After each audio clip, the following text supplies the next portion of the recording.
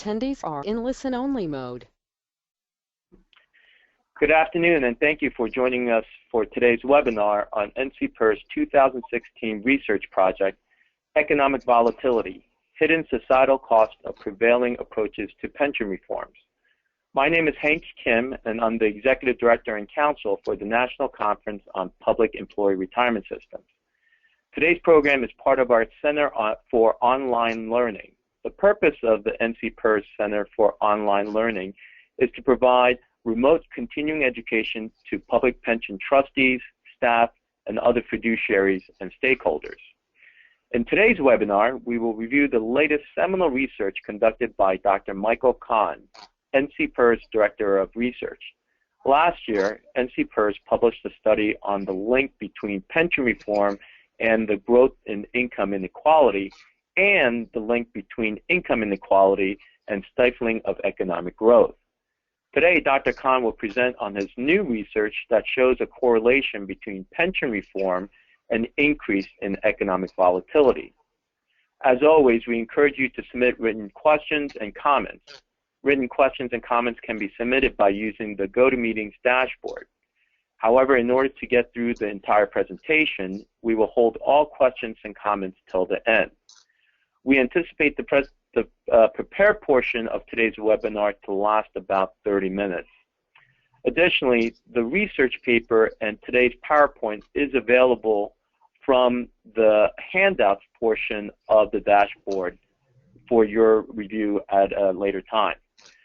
So, Michael, let's begin and talk about. Let's begin with a quick review of the research from last year, because in many ways today's research is building upon what we released last year. So tell us about the research project last year. Linking pension reform and the growth in income inequality. Thank you, Hank, and good afternoon, everyone. Last year we focused mainly on the relationship between so-called pension reforms and income inequality. Of course, we've been talking about pensions and economy, and we know there have been a lot of publications and research showing that pensions have a positive impact on local economies. But that positive impact is being undermined by the so-called reforms, which has mainly been at the national level over the last 30 years, a shift from DB to defined benefit to defined contribution plans, especially in the private sector. So we wanted to see if that's the direction, then this positive impact on the economy must be somehow compromised. So the economy really consists of jobs and income and how the income is distributed. Is everybody benefiting? And that's where we'll specifically look at the income inequality issue. What we found was that as more people move from DB to DC, the higher is the income inequality. And we looked at each state, actually all 50 states, as well as national data, and we found very significant relationship in this analysis. So, and I think the study was covered by numerous newspapers. I counted, I think, about 30 news outlets, including Wall Street Journal. I think what was interesting about that is not only was it sort of a seminal research in linking pension reform to income inequality, but it was also very timely in that you had a lot of coverage regarding the growth of income inequality. You had the French economist Piketty, writing a widely read book about the disparity in between the ultra wealthy and the poor, And, I think it's also picked up in the political realm as well, where income inequality and the rise of, sort of Bernie Sanders and that segment of American society is really honed in on this notion that income inequality is one of the biggest threats, to our well-being. Right. And not only that, we did analyze the impact of income inequality state by state on the economic growth of that state. And this is a 30-year analysis, so it really captures a lot of data and the trends that have been in place over the last 30 years. So then picking up on that, Michael, so I think in terms of your new research, I think, once again, it's very timely. I think, over the last 9 months, the markets have been very, very volatile. And, obviously, we're looking at more than just, the equities market. We're talking about economic volatility, but I think it reflects in the volatility of the markets as well. So, let's talk a little bit about what your research, in 2016 is showing us. Yeah, thank you. And I think if anybody has not noticed, we do have a lot of volatility in our economy, especially in the financial markets, as well as income volatility, as well as the revenue volatility. So we looked at all three of them because they are so much interconnected. Economic cycles impact income as well as revenues. So this study now looked at last 30 years, again at the national level, as well as at individual state level, how the changes in pension plans not only shift from defined benefit to defined contribution plans in the private and some public sector situations, but also undermining pensions in terms of cutting benefits. Especially last 10, 15 years, almost every state has chipped away on the state retirement system, either by increasing employee contribution, which is harmful to local economies, or by cutting benefits, or putting new hires into a DC kind of some combination plan, which all in the end reduce the benefits in the long run. So this new study focuses on the relationship between pension reforms and economic volatility. So the question becomes, why does that happen? And this slide, we give you 5 reasons why undermining pensions increases economic volatility. The first one is when we undermine pensions, we really undermine financial and economic stability provided by pension funds during economic and financial downturns due to their long-term investment horizon. I mean, individuals, whenever market goes down, individuals just head for the door, but the pension funds are long-term investors, so they provide stability, and if you undermine them, that stability is going to turn into instability. The second reason, when we dismantle pensions, we undermine the economic cushion that pension checks provide to local economies during economic downturns.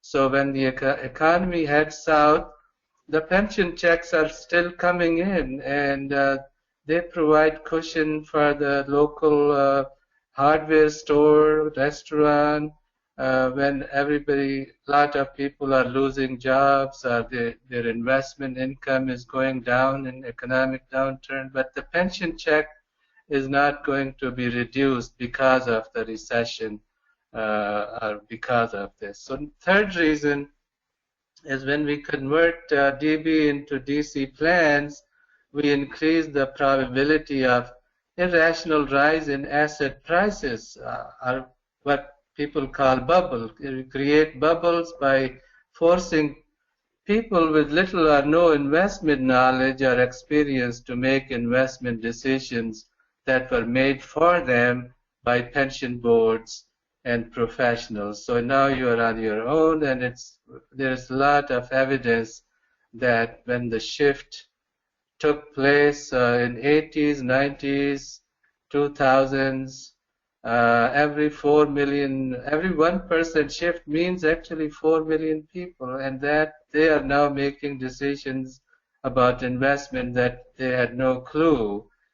These decisions were made for them, but by defined benefit pension plan people, boards, and professionals. So number 4, when we shift people to a defined contribution plan, we expose them to the economics of manipulation and deception. I don't know if any of you have heard about a latest book by Professor Schiller and Akerlof, both Nobel Prize winners, known as Fishing for Fools, the Economics of Deception and Manipulation. That's a book I'll highly recommend.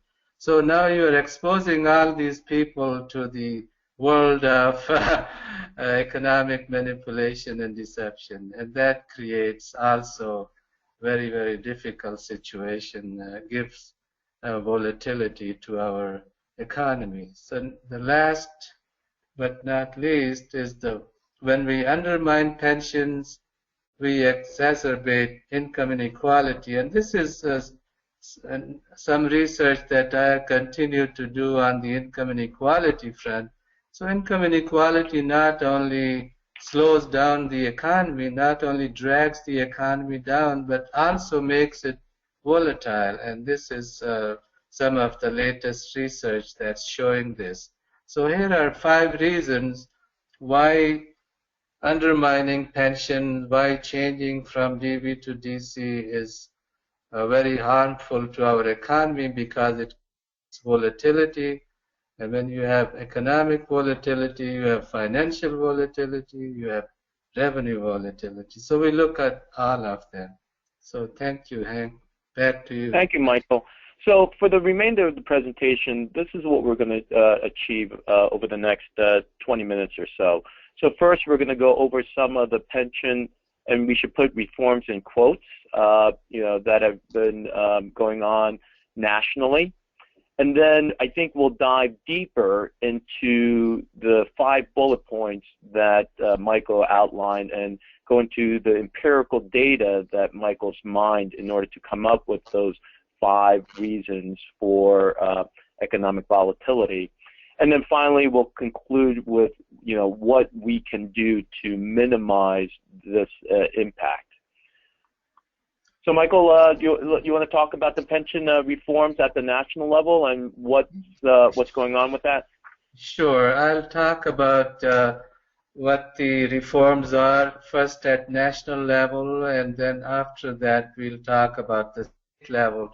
But at the national level, the main, obviously everybody knows, the main reform, so-called reform, has been shift from defined benefit to defined contribution plans, and that's most of it in the private sector, but there has been some little in the public sector also. We have mainly looked at last 30 years, so now we look at each element of volatility, the economic and the financial, and the I'll have 3 slides. So this first one is economic, then we'll look at the financial, and then the third one, revenue. So at the national level, we look at last 30 years, 1980s, 1990s, and 2000. Those are on the bottom x-axis you will see. And then on the y-axis you see the percent shift to DC plan, as well as the level of volatility. The volatility is measured as standard deviation, in this case economy. And we make the best measure we think for our purposes of economy is the income measure, median income. So we look at the standard deviation of median income in 80s, 90s, and 2000. And these are the red bars. And then we look at the percent of labor workforce shifted to defined contribution plan, and that's the blue lines. And you can actually see that in our analysis, the data is not shown here, but it's in the report. But you will see that for each 1% shift to DC plans, economic volatility increased by 2%. So it's double that amount. Although, we know the incomes have been stagnant, but there has been a shift up and down, about 2%, sometimes go up or 2. So in 30 years, you could detect this trend. So this is the first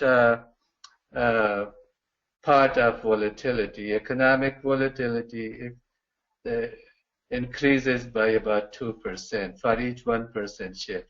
Here we look at the financial volatility, which is a standard deviation of S&P 500.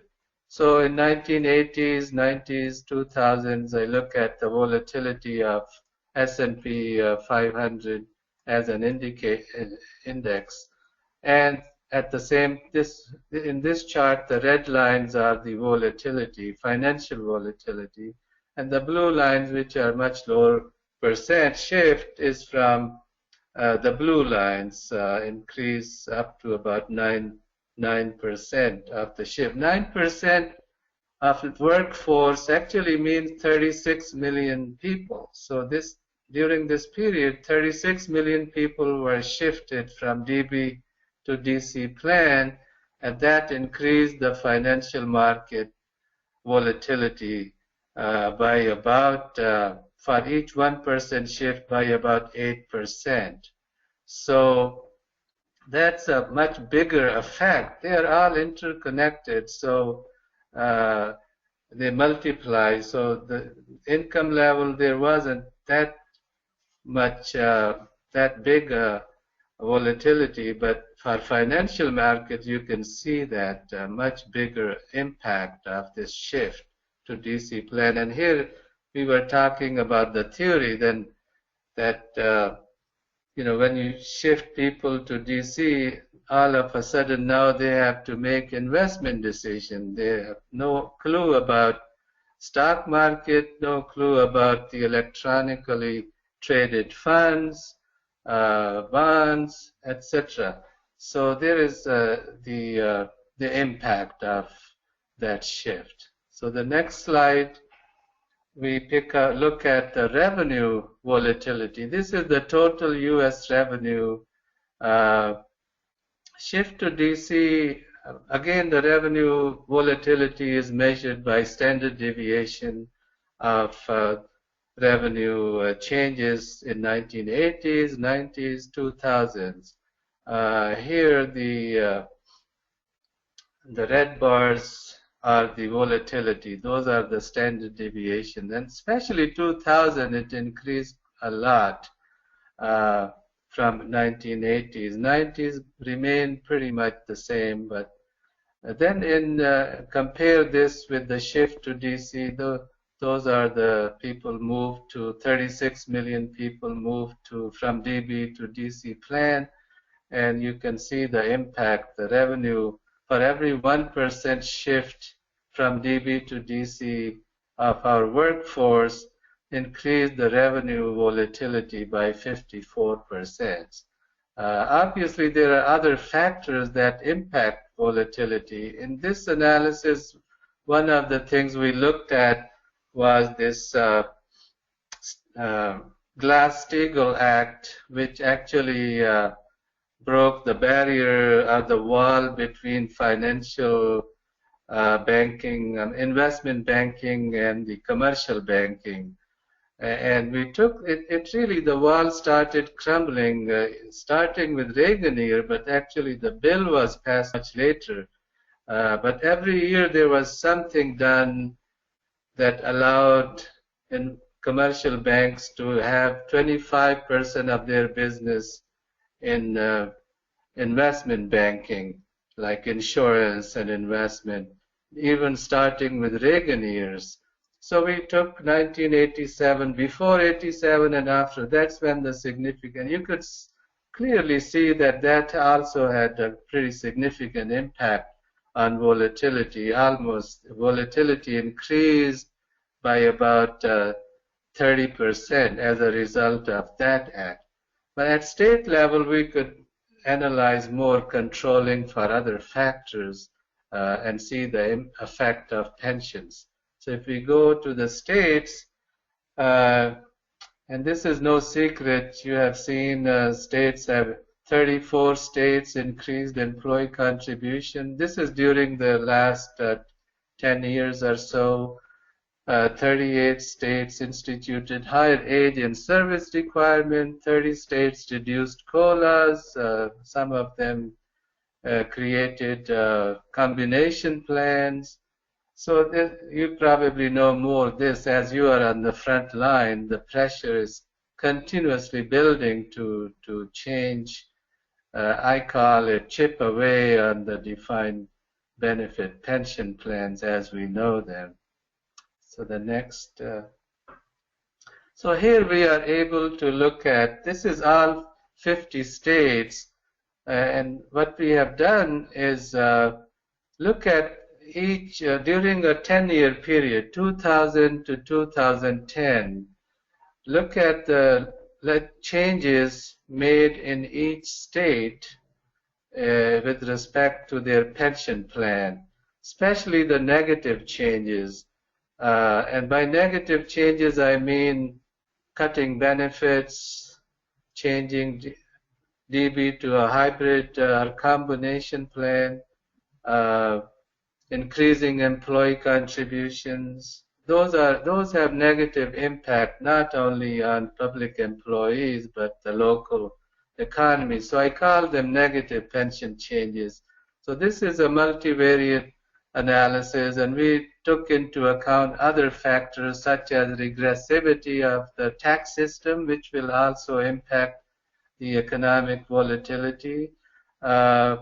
Income inequality, as I mentioned, is now the literature is showing that it also impacts volatility.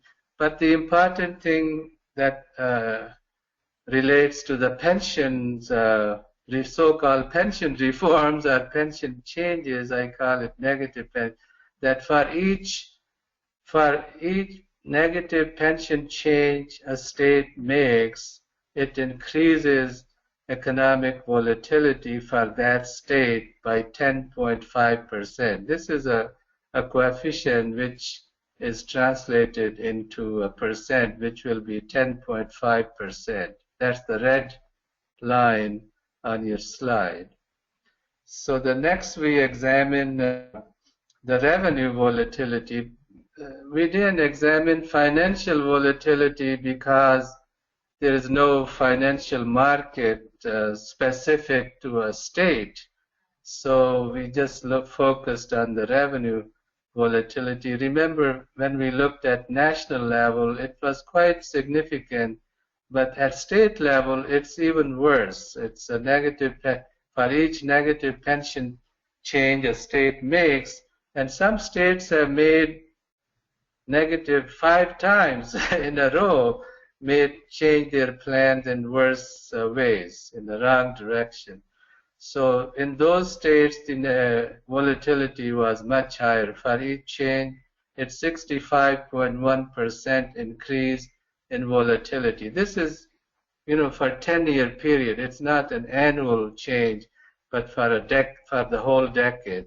So the impact in the previous slide and this one, you would notice that the impacts are worse than they were at the national level. So it impacts states in a worse way than the national trend. So the next, I guess, coming close to the end of the analysis. But in the booklet, you have the data actually and additional charts. I just wanted to share with you just the highlight. So the bottom line is the prevailing pension reform increased economic volatility, and volatility we measured in terms of not only income but financial volatility and revenue volatility.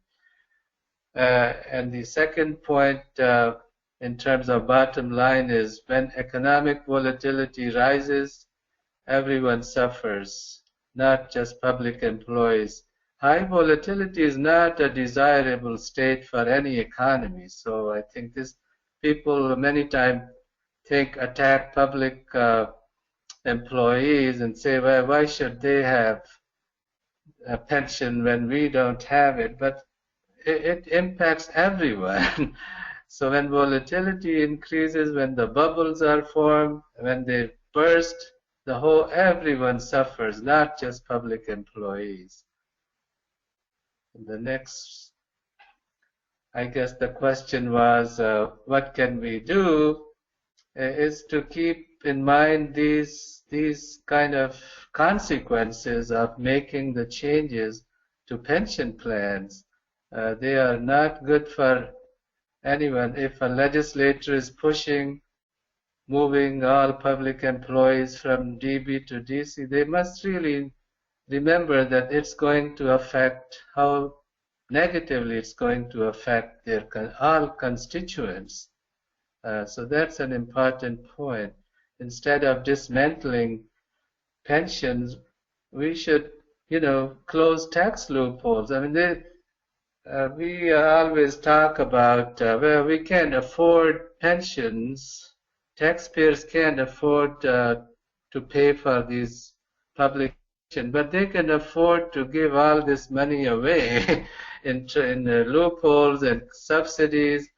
Unfortunately, the taxpayer money given to pensions is spent locally, but money given to global corporations or multi-state corporations sucks the money out of your state without creating any significant number of jobs. There is so much evidence there on that, and I think almost both sides, whether you're conservative or progressive, agree that these tax loopholes are not a good thing for our economy. But they are, in fact, I don't think I have a slide here, but we looked at how much money was required to be paid to pension plan versus how much money the state gave away in economic development subsidies. And lo and behold, they gave away twice as much than they were required to pay in the pensions. And the money given to these out-of-state corporations ends up in overseas tax havens, whereas money given to pensioners is spent at the local restaurant, a local hardware store, local grocery store, and it keeps them afloat even during bad economic times. So we have a lot of numbers in our research, but we should never forget that each number, I mentioned 36 million people, but each number is a real person whose life is turned upside down by these so-called pension reforms. So I think that's about it. We have 3 more comments here which you can read. Above all, we should remember that pensions are the great stabilizers, and if you undermine them, you're going to increase instability.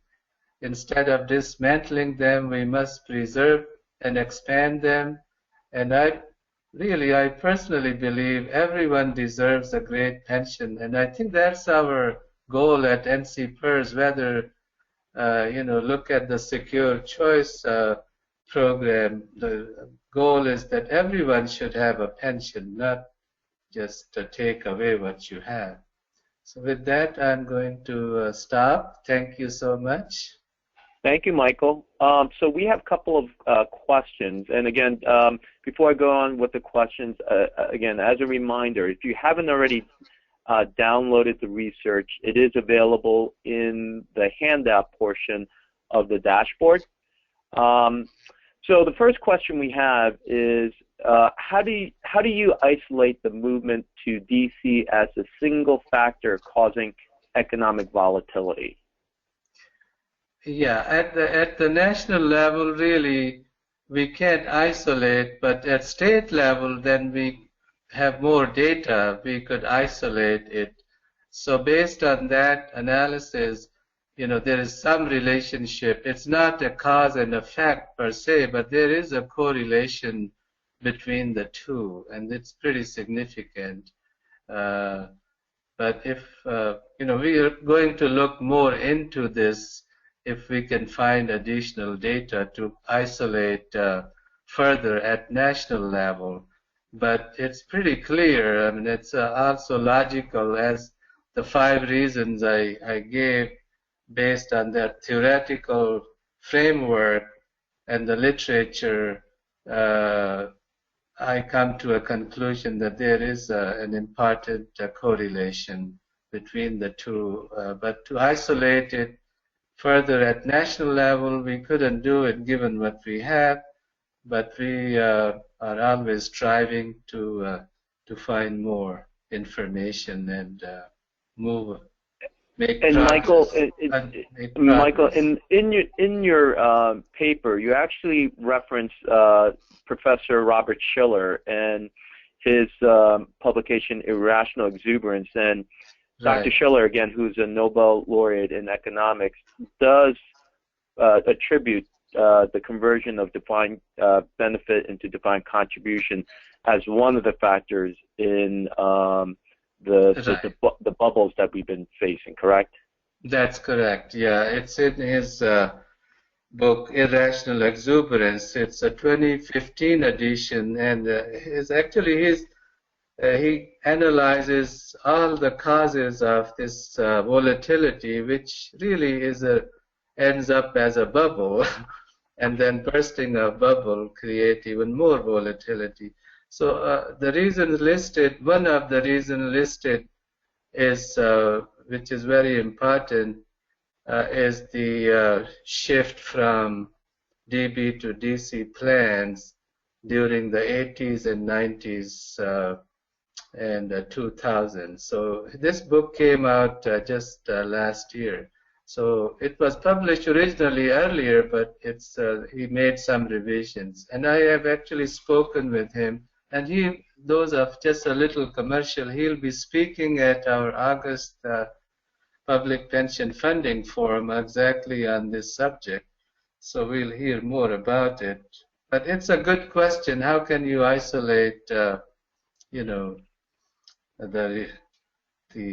cause and effect? And that's probably not very easy to do unless you have. And we were able to do that at the state level, but not at the national level.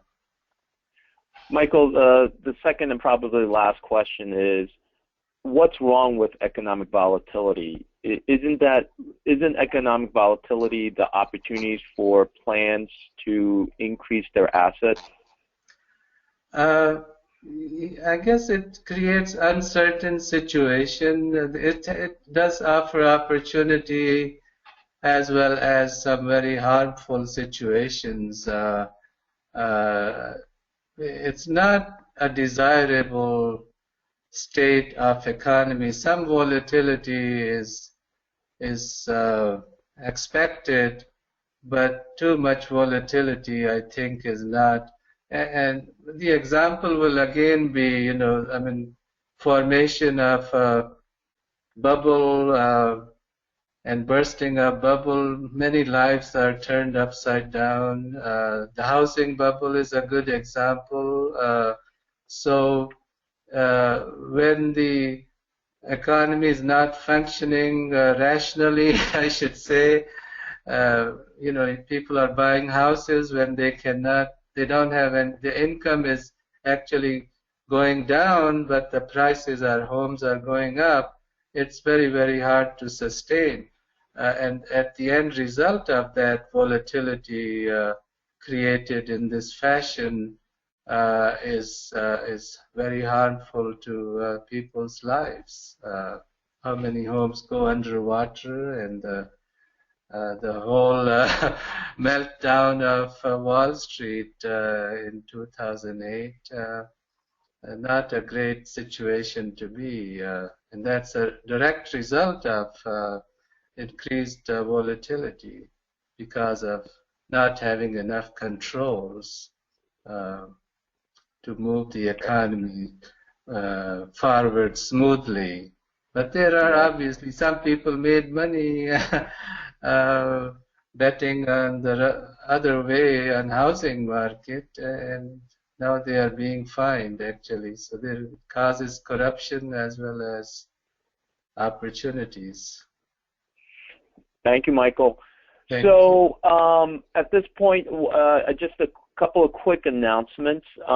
Again, we will the economic volatility paper as well as the income inequality paper are available on our website at www.ncpers.org. Look in the research section, and you'll be able to find both publications. And as you are reading both of those publications, as Michael mentioned, they are very dense and full of a lot of numbers. And if you have any questions as you're reading the research paper, Michael, do you mind giving out to the audience your email address so that if they have any questions, they can reach out to you? Yeah, definitely. It's Michael K, as in King, I should say. Michael K at NCPERS.org. Great, thank you. And we encourage you to share the research with your fellow trustees, staff, and policymakers, and all stakeholders of public pensions, because, again, as Michael mentions at the beginning, I don't think particularly policymakers are aware of the secondary and tertiary effects of pension reform that many of them are considering. So finally, let me say at the conclusion of this webinar, you'll be asked to take a short 3-question survey. We highly encourage you to take a minute to take the survey as it informs our future webinar experience. Thank you again for joining us today, and we look forward to seeing you again at the next NCPERS Center for Online Learning event. Thank you.